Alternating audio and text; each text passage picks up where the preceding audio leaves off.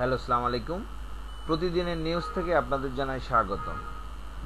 আজকের নিউজটা যদিও কোনো নিউজ না, সেটা একটা প্রশ্ন। আমাদের সমাজের, আমাদের পারিপার্শ্বিক যে ঘুষের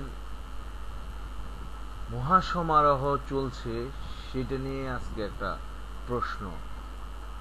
এক সন্তান তার বাবাকে জিজ্ঞেস করছে, বাবা তুমি কি ঘুষ খাও? নাম প্রকাশে অনিচ্ছুক এক বাবা সম্প্রতি দুর্নীতি দমন কমিশনের চেয়ারম্যান ইকবাল মাহমুদের কাছে একটি চিঠি লিখে তাতে তার 12 বছরের মেয়ের করা একটি প্রশ্ন তুলে ধরেন। চিঠিতে ওই বাবা লেখেন, আমার 12 বছরের মেয়ে তনিমা একটি নামকরা ইংলিশ মিডিয়াম স্কুলে পড়ে। আমার সঙ্গে কথা বলতে খুব পছন্দ করে সে। তার নানা প্রশ্নের উত্তর দিতে হয়, ফলে আমি যতক্ষণ বাসায় থাকি ওকে নিয়েই ব্যস্ত থাকি। সে আমার নয়নের মণি। ওকে নিয়ে মাঝে মাঝে বাইরে বেড়াতে যাই, নামকরা রেস্টুরেন্টে বসে খাওয়া দাওয়া করি। একবার তার মা এবং তাকে নিয়ে বিদেশে ঘুরেও আসি। একদিন অফিস থেকে বাসায় ফিরলে হঠাৎ তনিমা প্রশ্ন করে, বাবা তুমি কি ঘুষ খাও?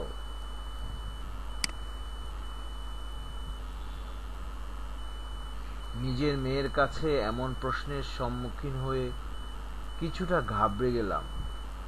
কত পরীক্ষা দিয়েছি, কত প্রশ্নের সম্মুখীন হয়েছি, এমন প্রশ্ন আমার সামনে আসেনি।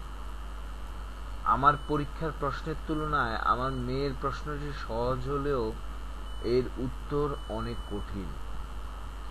এই প্রশ্নের উত্তর কি দেব ভাবছি। বললাম, তুমি ছোট মানুষ, এই প্রশ্ন করছো কেন? ঘুষের তুমি কি বোঝো? এরই মধ্যে আমার স্ত্রী এসে হাজির। তনিমাকে বললাম, তোমার প্রশ্নের উত্তর দেবে তোমার মা। তনিমা বলছে, মা কেন উত্তর দেবে?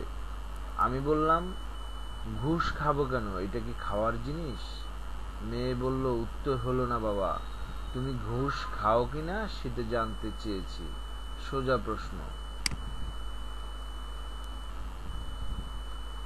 এবার তনিমা প্রশ্ন করে বসে, তোমার বেতন কত বাবা? এই যে তুমি গাড়ি কিনছো, ফ্ল্যাট কিনছো,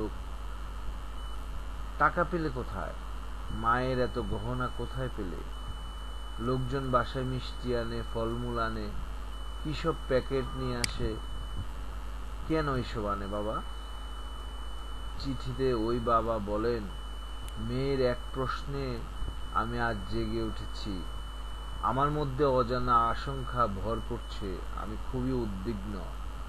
যার জন্য এত কিছু করছি সে আজ প্রশ্ন তুলছে, বলছে চোর।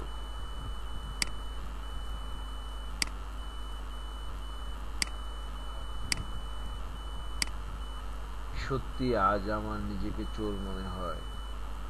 যেই পথে গিয়েছিলাম সেই পথ থেকে আমি নিজেকে গুটিয়ে নিতে শুরু করলাম। তনিমা আমার চোখ খুলে দিল। এখন আমি অফিস শেষ করে মেয়েটির হাত ধরে বিকেলবেলা হাঁটি। নতুন করে নিজেকে আবিষ্কার করছি। দুদকের গণসংযোগ কর্মকর্তা প্রণব কুমার ভট্টাচার্য জানান, একজন ঘুষখোর বাবা দুদক চেয়ারম্যানের কাছে নাম ছাড়া চিঠি দিয়েছে, তবে তাতে একটি টেলিফোন নম্বর দিয়েছেন। আমরা ওই ফোনে তার সঙ্গে যোগাযোগ করব। তবে তাকে নিয়ে আমরা কোনো ধরনের অনুসন্ধানে যাব কিনা, কারণ ওই বাবা নিজের ভুল বুঝতে পেরেছেন। আমরা যেন প্রত্যেক সন্তান, প্রত্যেক স্ত্রী তার ভাইকে, তার বাবাকে, তার স্বামীকে জিজ্ঞেস করি যে তোমার বেতন কত, এত টাকা কোথায় থেকে আসে। তাহলে দেখবেন আমাদের সমাজে ঘুষ প্রথা চলে যাবে। ঘুষ প্রথা চলে গেলে আমাদের সমাজ, আমাদের বাংলাদেশ, আমাদের আমাদের প্রিয় মাতৃভূমি অনেক অনেক অনেক সুন্দর হয়ে যাবে। এই নিউজটা দেখুন।